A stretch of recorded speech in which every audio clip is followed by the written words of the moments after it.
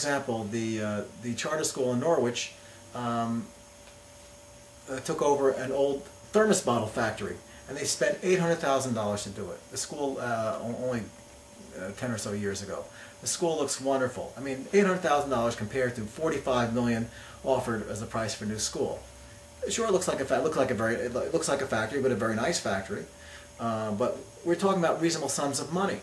It has no real playgrounds, and if you go to most cities in New York, the schools have their classes in essentially high-rise buildings with no play area at all. It's just strictly in the building. So the natural building, by any comparison, fares well in those situations. So it's really the programs that's all about. The Board of Education seems focused on physical plant, but never on the programs, and never on attainment.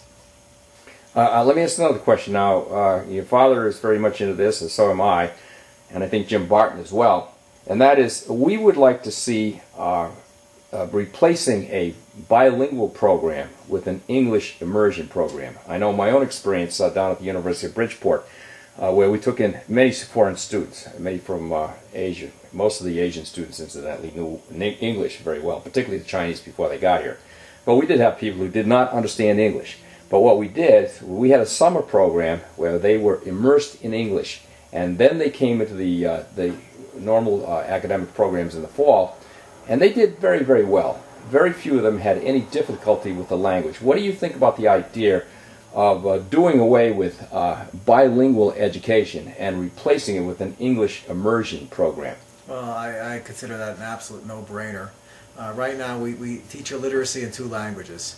I cannot imagine the rationale for pursuing this course. It seems severely misguided. If I went to Mexico, I would learn Spanish. I certainly would not demand that people teach me in English. If I went to Germany, I would learn German. I wouldn't demand that people teach me in German. I just don't understand what people think in pursuing this very wrong-headed path. In the United States, we speak English, and people need to learn language to function successfully in the society. Okay, the last question I'd like to ask you is related to this idea of special education. Currently, I understand that the education budget for special education is somewhere between $11 and $13 million out of a $40 million total budget. And incidentally, the school budget is $40 million, which is 80% of the total budget for the town. So special education is a very large chunk of the total amount of money that's being spent for anything in this town. Do you think there would be ways that we could perhaps trim that special education budget down? I know there's some certain court mandates at this point in time, and perhaps we'd have to move as Republicans to try to get some of these laws changed. But do you think there's anything we could do right now to trim that program down? Clearly there are some people that need special education, but you know, 25% of our school budget, or a little bit more, seems an awful lot. And if we were to take some of that money and again put those in other programs, be it an art program, an athletic program, and also save the taxpayers some money, because we definitely have to do that as well if this community is going to prosper. So what would your opinion be on the special education budget? Well, as you mentioned, the special education takes quite a bite out of the budget, but we do have certain mandates by which we need to abide. However, the appraisals have a lot of latitude associated with them. Other school districts have a far lower percentage in special education, and I believe because they more strictly construe the standards for special education, and we really need to take a close look at that. Right now we've created a bureaucracy, and it's a real money-making business, but not a money-making business to the advantage of the taxpayers. Well, you know, I've heard a few things about this from others. In fact, one of the members of our committee who is served as a substitute teacher indicates that in many cases these so-called special ed kids are simply kids that are disruptive in the class, and the teachers want to get rid of them. So what they do is they send them out of the class to special education, and in many cases those children, if they are children, are there's about 3 or 4 that are being educated by a single teacher, and some of those special ed teachers are amongst the highest paid in the school system.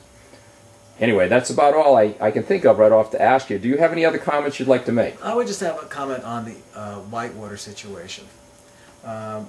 The town many years ago engaged in urban renewal, and that amounted to nothing except a huge expenditure of funds, and that gives us our present major parcel. We had Worth, that followed by the thread mills, and now we have Whitewater. So this town has a habit of lurching from one disaster to another. It is absolutely true, beyond a shadow of a doubt, that the river is privately owned. The town has no authority to impose a project on these private landowners without their permission. And to the best of my knowledge, I have not obtained this private permission. There's a recent Supreme Connecticut Court case in this matter called Ace Equipment versus Buccino. I informed the town about this court case, but they don't seem concerned about it. And absent assurances that the permission of all the bed owners and of course the water owners has been obtained, it's just another huge problem on the horizon. And I think people need to know about this situation.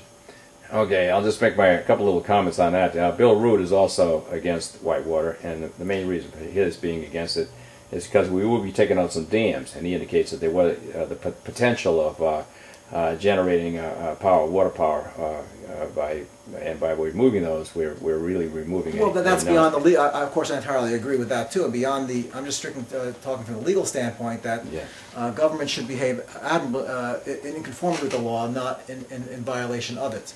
But we have the dam situation. The water generation of all times to squander an energy resource seems really irresponsible. And of course, the whole project really has an elitist aspect to it, and to favor a small community this way, I think really sends doesn't involve a very good use of taxpayer funds. Well, okay. So I think that's about is that mainly what have you said everything you want to say now? I think so. Good. Well, thanks for the interview. You did a great job, and I think you're going to be a great guy on the Board of Ed. Thank you very much. Okay. Thank you.